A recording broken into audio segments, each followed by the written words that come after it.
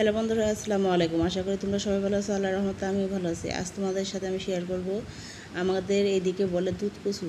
এই দুধ কচুর ডেকে দিয়ে আজকে আমি মাছ দিয়ে চচ্চড়ি করব। আবার কেউ কেউ মৌলবি কচুর ডেকেও বলে। তা তোমাদের এলাকায় কি বলে আমাকে কমেন্ট বক্সে জানিও। এক এক এলাকায় এক এক ধরনের জিনিসের এক এক ধরনের নাম। তো আমাদের এদিকে এই কচুর ডেকে দুধ কচুর ডেকে বলে। তো আমি এরকম করে কুচি কুচি করে কেটে নিয়েছি চচ্চড়ির জন্য। সবগুলো কচুর ডেকে আমার কাটা হয়ে গেছে। এগুলোকে আমি এখন পানি দিয়ে ধুয়ে নেব। এর মধ্যে দিয়ে দিয়েছি দুইটা আলু।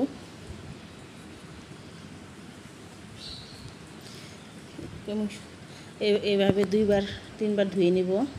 তো আমার ধোয়া হয়ে গেছে। এখন আমি একটা কড়ার মধ্যে পরিমাণ মতো তেল দিয়ে দেব। এর মধ্যে দিয়ে দেব আমি কুটে রাখা পেঁয়াজ মরিচ, দিয়ে দেবো জিরে বাটা, জিরা আর এখানে ধনিয়া বাটা আছে। দিয়ে দেবো পরিমাণ মতন হলুদ, দিয়ে দেবো সেই ধুয়ে রাখা তরকারিগুলো, দিয়ে আমি ভালো করে মিশিয়ে নিব।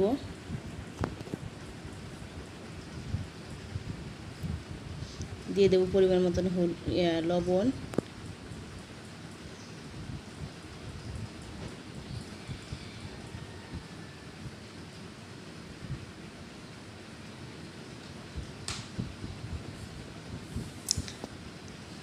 তো তরকারিটা আমি ভালো করে মিশিয়ে নিচ্ছি, ভালো করে একটু কষিয়ে নিচ্ছি। এর মধ্যে দিয়ে দেবো মাছ। এই মাছগুলো আমরা বলি সুরমা মাছ, কার এলাকায় কী বলে জানি না, তবে আমরা এই মাছকে সুরমা মাছ বলেই চিনি। এই মাছগুলো দিয়ে আমি এখন চচ্চড়ি করব। দিয়ে দেবো পরিমাণ মতন একটু পানি।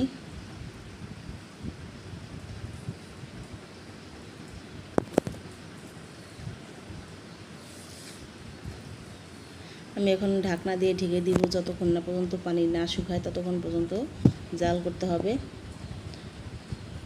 তো আমি ঢাকনা উঠে দেখলাম তরকারিটা বলক এসে গেছে, প্রায় হয়ে আসছে। তো বন্ধুরা, আমার তরকারিটা হয়ে গেছে। কার কার এই তরকারি রান্নাটা ভালো লেগেছে আমাকে কমেন্ট বক্সে জানিও। আর যদি তোমাদের ভালো লাগে তাহলে আমাকে লাইক, কমেন্ট, শেয়ার করে তোমাদের পাশে রেখো। আল্লাহ হাফেজ।